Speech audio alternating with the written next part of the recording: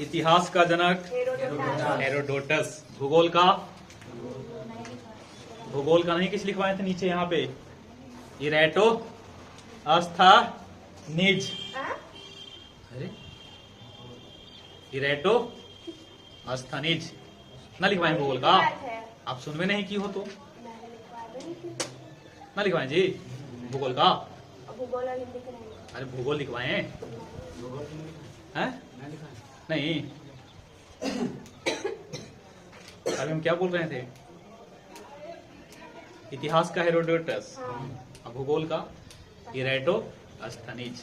ना लिखवाए तो लिख लीजिएगा, ठीक है। जीव विज्ञान का जनक अरस्तु। जंतु विज्ञान का जनक, वनस्पति विज्ञान का जनक थियोफ्रेस्टस। ना अर्थशास्त्र का बताइए? Adam Smith. एडम राजनीतिक विज्ञान के चाणक्य। ना इंग्लिश के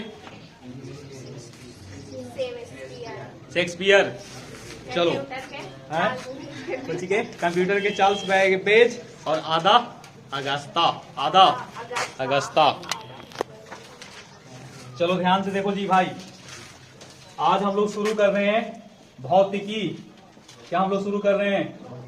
भौतिकी। इंग्लिश में इसको कहेंगे फिजिक्स।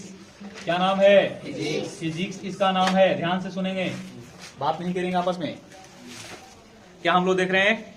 भौतिकी ना। भौतिकी का इंग्लिश में नाम होता है फिजिक्स। नहीं तो देखिए, जिस प्रकार से विज्ञान कोई लैटिन शब्दों से आया था, उसी प्रकार से भौतिकी जो है ना, भौतिकी यानी कि फिजिक्स जो शब्द लिया गया है वो फ्यूसियस से लिया गया है। कहां से? फ्यूसियस से। और फ्यूसियस आपका लैटिन है कि ग्रीक है कि अरबी है? तो आपका फिजिक्स जो फ्यूसियस से लिया गया है वो आपको ग्रीक से लिया गया है। कौन भाषा का शब्द है? ग्रीक। देखिए यहाँ पे ध्यान से देखिएगा, फिजिक्स जो है ना ये कहां से लिया गया है? फ्यूसियस। कहां से? फ्यूसियस से लिया गया है। कहां से? फ्यूसियस से। फ्यूसियस कैसा शब्द है? ये आपका ग्रीक है, ग्रीक वर्ड है। कैसा वर्ड है? ग्रीक वर्ड है, याद रखिएगा। कैसा है बाबू? ग्रीक। जिस प्रकार से वहां पे हम लोग देखे थे कि विज्ञान जो कि साइंस इंग्लिश में होता था और साइंस लिया गया था सिंटिया से। तो सिंटिया जो कि एक लैटिन भाषा का शब्द था, तो उसमें सिंटिया का अर्थ था टू नो, जानना। तो उसी प्रकार से भौतिकी जिसका इंग्लिश में क्या नाम है? फिजिक्स जो लिया गया है शब्द, वो ग्रीक भाषा की शब्द से लिया गया है जो फ्यूसियस है। फ्यूसियस से लिया गया है। अब इसका अर्थ होता है प्रकृति। क्या होता है? प्रकृति। इंग्लिश में कहते हैं नेचर। क्या बोलते हैं? नेचर ना। हम लोग कहाँ रहते हैं? नेचर में ना। कोई भी घटनाएं घटित हो रहा है कि नहीं? कहाँ होता है? नेचर में ना। कोई भी क्रियाकलाप हो रहा है तो सब कहीं ना कहीं नेचर से ही बिलोंग करता है। सारा क्रियाएं जो घटना हो रही है वो सब नेचर में होता है। सुनिएगा फिर से, भौतिकी इंग्लिश में इसको फिजिक्स कहेंगे। ये आपका ग्रीक के शब्दों से, ग्रीक शब्द एक है जिसका नाम है फ्यूसियस। इस फ्यूसियस से लिया गया है। फ्यूसियस का अर्थ होता है प्रकृति और प्रकृति का मतलब होता है नेचर। नेचर का मतलब कि जहाँ पे हम लोग निवास करते हैं, जहाँ पे हम लोग रहते हैं, जहाँ पे हम लोग को उठना बैठना सुतना इत्यादि हो। नहीं, कोई भी क्रियाएं अगर हो रहा है तो नेचर में होता है। जैसे कि आप मान लो कि आकाश में तारे टिमटिमाते हैं कि नहीं? सूर्य और चंद्रमा,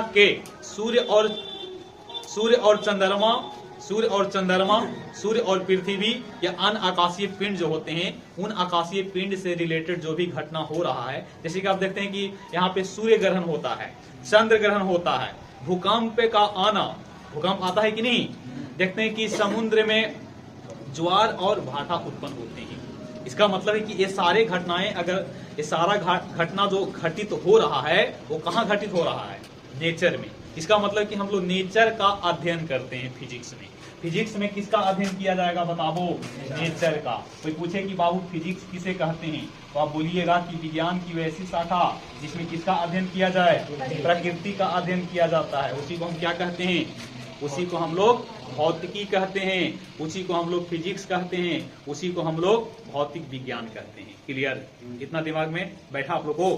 फिर से भौतिकी जो कि इंग्लिश में फिजिक्स है, फिजिक्स जो कि ग्रीक वर्ड कहां से लिया गया है? फ्यूसियस से। फ्यूसियस का अर्थ यहाँ पे क्या होता है? इसका मतलब है कि भौतिकी का सीधा सीधा रिलेशन किसको से है? प्रकृति से। भौतिकी विज्ञान की वैसी शाखा जिसमें किसका अध्ययन किया जाएगा? प्रकृति का। नहीं, प्राकृतिक नहीं, प्राकृतिक। ठीक ना? तो बोलिए, परिभाषा इसका क्लियर है? भौतिकी विज्ञान की वैसी शाखा जिसमें प्रकृति का अध्ययन किया जाता है। तो प्रकृति में होता क्या है? तो प्रकृति में बहुत सारे घटनाएं होते हैं। कोई घटना हो रहा है तो घटना के पीछे कोई नियम होगा कि नहीं? घटना के पीछे कोई नियम होगा ना। तो उन नियम को भी हम लोग क्या करेंगे? अध्ययन करेंगे ना। इसका एक परिभाषा बना दें क्या? भौतिकी क्या लिखोगे यहाँ पे? देखिएगा, विज्ञान की, बोलिए, बोलने में कोई कमी नहीं भाई। विज्ञान की वैसी शाखा जिसमें, अच्छा देखिए, घटना कहाँ हो रहा है? प्रकृति में हो रहा है। तो विज्ञान की वैसी शाखा जिसमें प्राकृतिक, आप लिखेंगे प्राकृतिक, विज्ञान की वैसी शाखा जिसमें प्राकृतिक घटनाओं, सुनिए पहले सुन लीजिए, प्राकृतिक घटनाओं तथा इन घटनाओं के पीछे जो क्या होगा? नियम होगा ना। नियम, घटनाओं के पीछे नियमों का क्या किया जाता है? अध्ययन किया जाता है। अध्ययन किया जाता है। सुनो भाई, फिर से, भौतिकी विज्ञान की वैसी शाखा है जिसमें प्राकृतिक घटनाओं का अध्ययन करेंगे। प्राकृतिक घटना जिन नियम के थ्रू घट रहा होगा उस नियम को भी तो अध्ययन करेंगे ना। तो हम बोल सकते हैं कि भौतिकी विज्ञान की वैसी शाखा है जिसमें प्राकृतिक घटनाओं और उस घटनाओं से संबंधित, उस घटना से संबंधित जो जो नियम होगा उस नियमों का भी क्या करेंगे? अध्ययन करेंगे। उसी का नाम क्या होगा? या हम दूसरे शब्दों में कह सकते हैं, क्या कहेंगे बताओ? विज्ञान की जिस शाखा में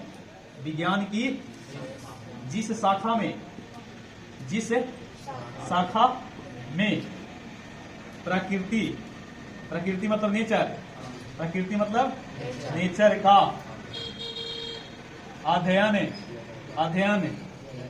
किया जाता है। अध्ययन किया जाता है उमा क्या कहा जाता है? बोलो, भौतिकी। भौतिकी जब लिख दिए मैया तो विज्ञान बोलना जरूरी नहीं है, लेकिन जब बोल रहे हैं भौतिक तो विज्ञान बोलना जरूरी है। क्लियर? क्या कहते हैं? भौतिकी कहते हैं।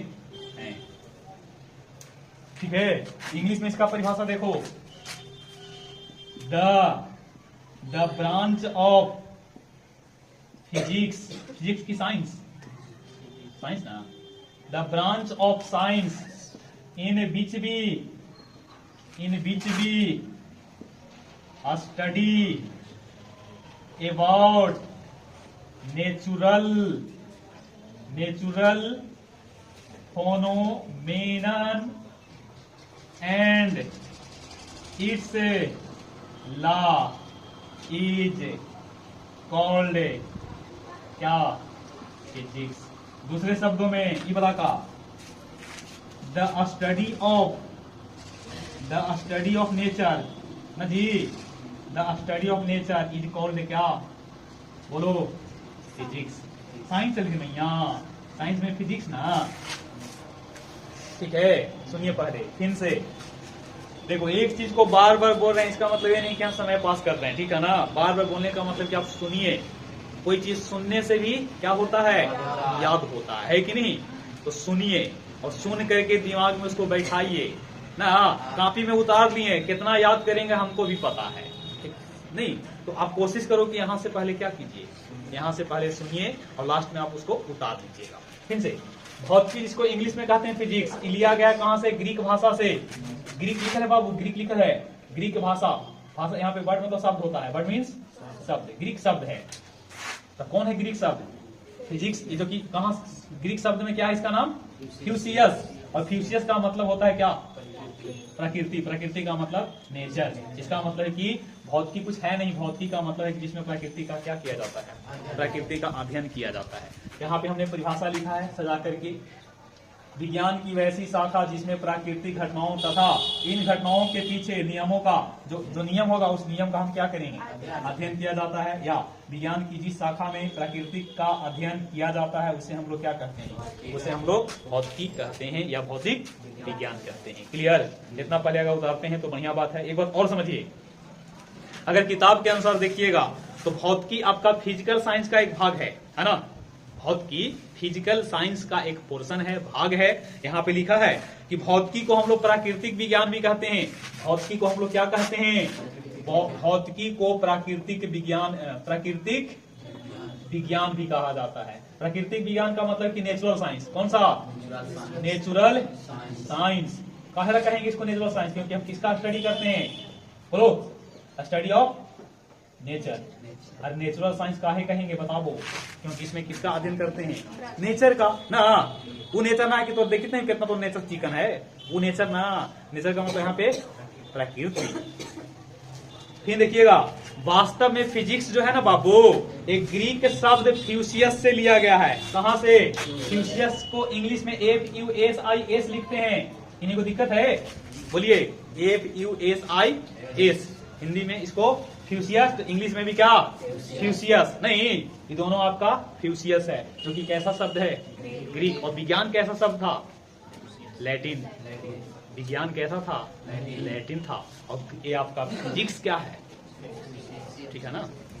चलिए, भौतिकी जो है ना बाबू, हेलो, ये भौतिकी जो है ना, ये हिंदी में ना है, ये संस्कृत में है। किसमें है? संस्कृत शब्द से लिया गया है, जिसका अर्थ होता है भौतिक संसार। एक मतलब होता है कौन संसार, भौतिक संसार ना। क्या कहते हैं इसको, भौतिक संसार। ये कहां से? संस्कृत में। भौतिक संसार का मतलब होता है फिजिकल वर्ल्ड। क्या नाम है? Physical world. वर्ल्ड मतलब दुनिया या संसार होता है ना। लो, पूरा हम फिजिकल वर्ल्ड को ले लिए, सारा दुनिया इसी में आ गया है कि नहीं? कितना पहले नोट कीजिए, इसमें परिभाषा लिखा है, देखो। प्रकृति और प्राकृतिक में घटने वाले विभिन्न प्रकार के प्राकृतिक घटनाओं का अध्ययन किया जाता है। अब इस प्रकार के विज्ञान को हम लोग क्या कहते हैं? इस प्रकार के विज्ञान को भौतिकी कहते हैं। The branch of science which deal with the study of nature and natural phenomenon is called natural science, या इसी को हम बोल सकते हैं फिजिक्स। आपका बुक में भी परिभाषा दे रखा है, इतना पहले उतारिए, सुनिएगा गौर से। अब हम लोग देखेंगे, एक किताब में भी आपका परिभाषा दिया है। प्रकृति और प्राकृतिक में घटने वाली विभिन्न प्राकृतिक घटनाओं का अध्ययन विज्ञान के जिस शाखा में किया जाता है, उस विषय को हम क्या कहते हैं? उस विषय को हम लोग भौतिकी कहते हैं। इंग्लिश में कह रहा है कि the branch of science in beach deals with the study of nature and natural phenomenon. एक और परिभाषा बनता है जी, विज्ञान की वैसी शाखा, विज्ञान की वैसी शाखा जिसमें द्रव्यमान व ऊर्जाओं का, द्रव्यमान को द्रव्यमानों कर दीजिए, द्रव्यमान और ऊर्जाओं का पारस्परिक संबंधों का अध्ययन किया जाता है। अध्ययन किया जाता है। ये परिभाषा इतना बढ़िया है, इसको कोई भी टीचर नहीं काट सकता है जी। काटने वाला को हाथ काट लेंगे, ठीक ना? एकदम सही बात है। ये परिभाषा में पूरा फिजिक्स आपका निहित इसमें, देख लो। विज्ञान की वैसी शाखा जिसमें द्रव्यमानों और ऊर्जाओं के बीच में जो पारस्परिक क्या है, संबंध है, उन संबंधों का क्या किया जाता है? डिफेक्ट फार्मूला था डेल्टा E बराबर mc²। क्या है? डेल्टा E बराबर mc²। मास को एनर्जी में और एनर्जी को किस में बदल सकते हैं? मास में। यही सी परिभाषा बना है। इसको देने वाले जो वैज्ञानिक, उनका नाम था अल्बर्ट आइंस्टीन। क्या नाम था? अल्बर्ट आइंस्टाइन नाम था जी। अल्बर्ट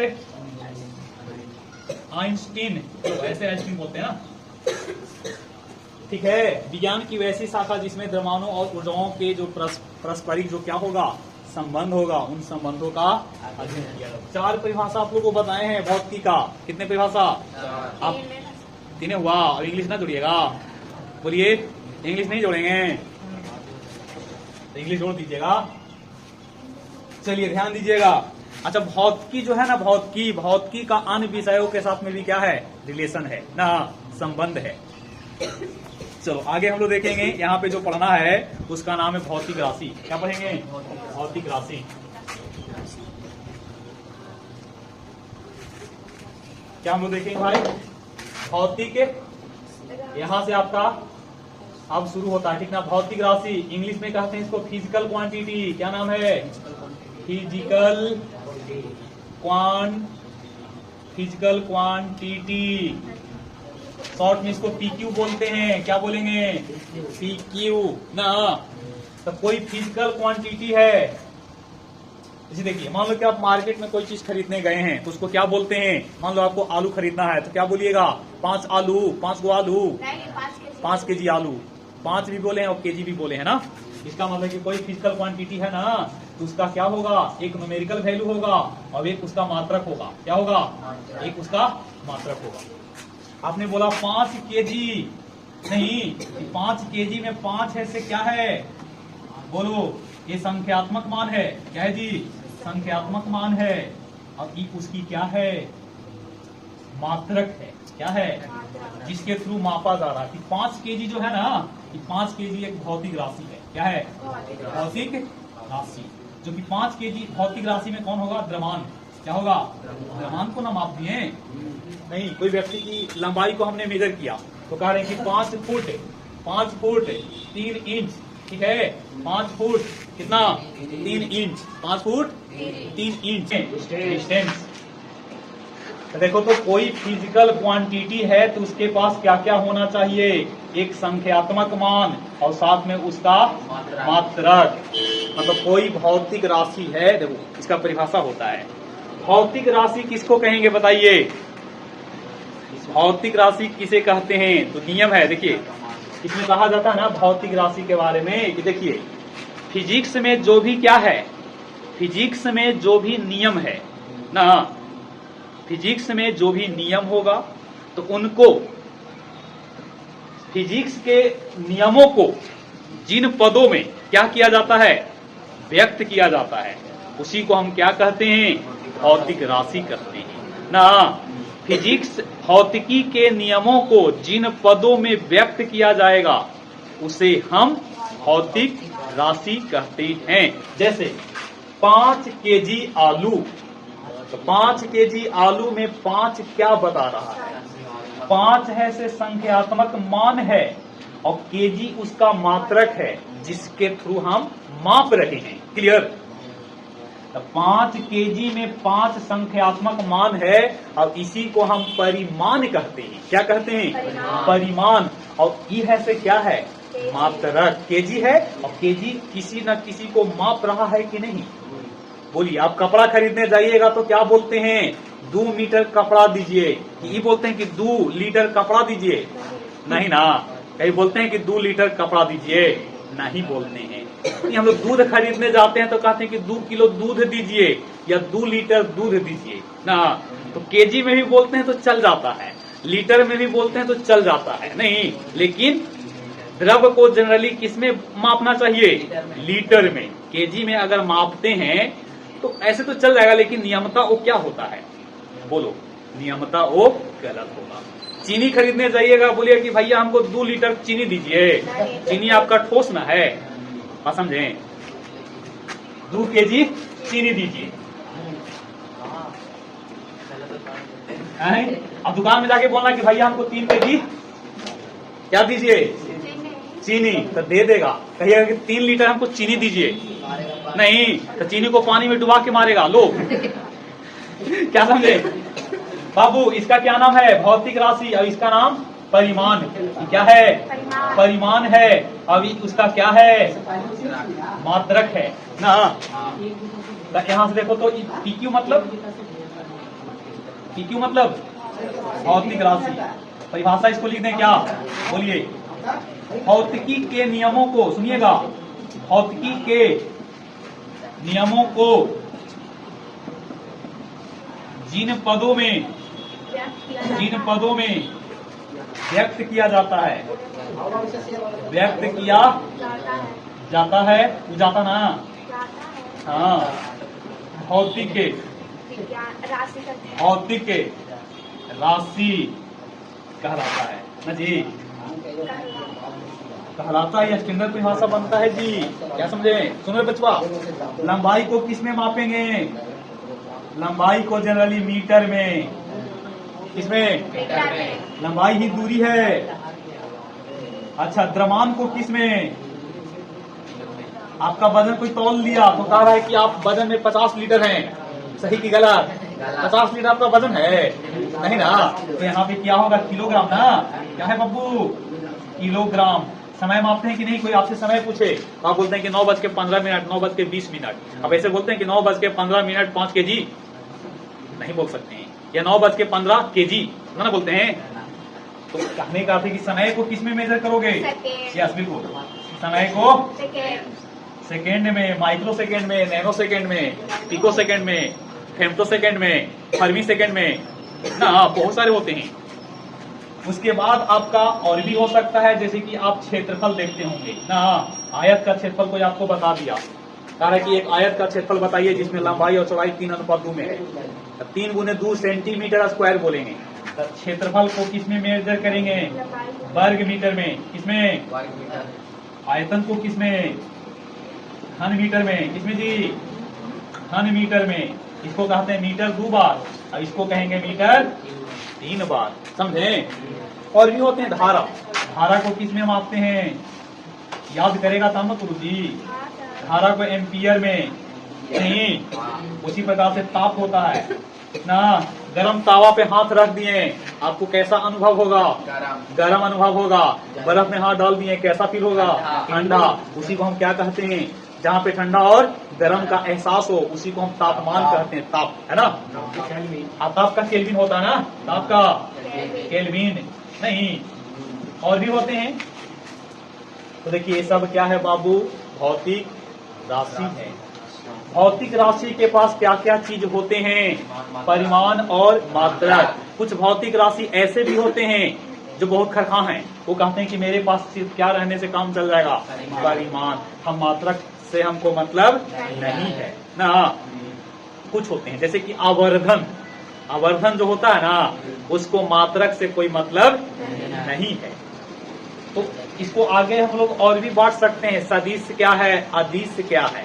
जिस राशि के पास दिशा है और साथ में परिमाण है उसको सदिश कहेंगे, और जिस राशि के पास सिर्फ परिमाण है नहीं। हम कह रहे हैं कि बाबू आपको इस कोचिंग से 5 किलोमीटर दूरी तय करके आना है, तो 5 किलोमीटर आप कहाँ जाइएगा? जहाँ आपका मन पसंद होगा। लेकिन हम कहते हैं कि बाबू इस कोचिंग से 5 किलोमीटर आप पूरब दिशा में जाइए, तो मजाल नहीं है कि आप कासमा चल जाइएगा। आप जब भी जाओगे तो अरे पूरब कने बकलोल, तो उन्हें असली है से बताओ पूरब कने है, तुम्हारा पीछे न है, तो हम लोग डीहा न जाएंगे जी।